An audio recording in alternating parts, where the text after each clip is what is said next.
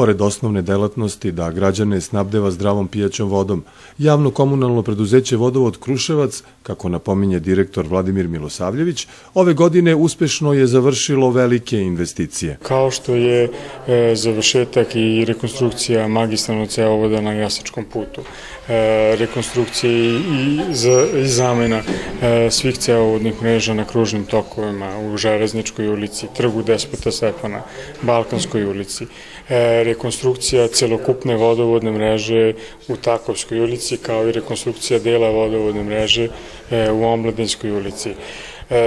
Uporedo sa zamenom i rekonstrukcijom vodovodnih linija na teritoriji grada, mi smo se potrudili da vodimo i proširenje vodovoda na seoska područja, tako da smo završili dodatnih 5 km vodovodne mreže na potezu Konjuh Kamenari. Završili smo rezervoar pijaće vode u selu Kamerare, tako da nam je plan da za narednu 2019. godinu svi meštani sela Kamerare dobiju zdravu pijaću vodu sa sistema jezera Ćelije.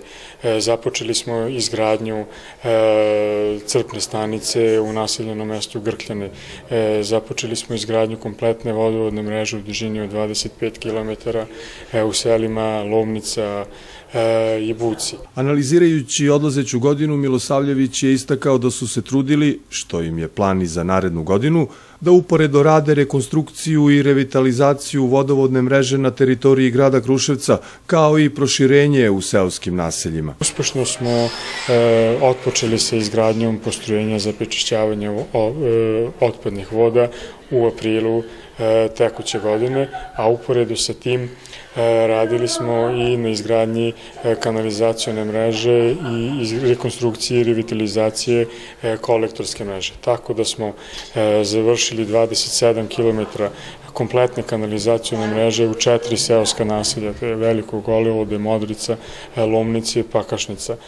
Uradili smo 13 km nove kolektorske mreže i uradili smo kompletnu rekonstrukciju Garskog potoka u dužini od 1,5 km, tako da smo na taj način rešili jedan višedecenijski ekološki problem meštana tog naselja.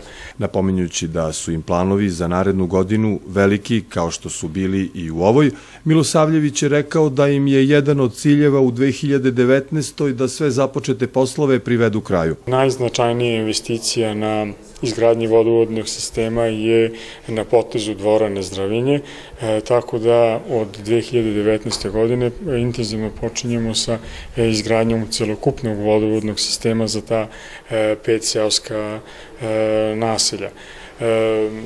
Cilj Vodovoda Kruševac je da konstantno radi na proširenju kanalizacione mreže i da proširi vodovod i da reši problem vodosnabdevanja na čitavoj teritoriji opštine, to jest grada Kruševca. Ja se iskreno nadam da će i u 2019. godini Vodovod Kruševac dobiti poverenje svih naših građana Kruševca. Iskoristio bi priliku da čestitam srećne novogodišnje i božićne praznike svim našim sugrađanima. Direktor Vodovoda je najavio da će u septembru naredne godine biti završeno postrojenje za prikupljanje i prečišćavanje otpadnih voda, a uz dodatna sredstva koja je odobrila KfW banka u selu Gari biće proširena kanalizaciona mreža.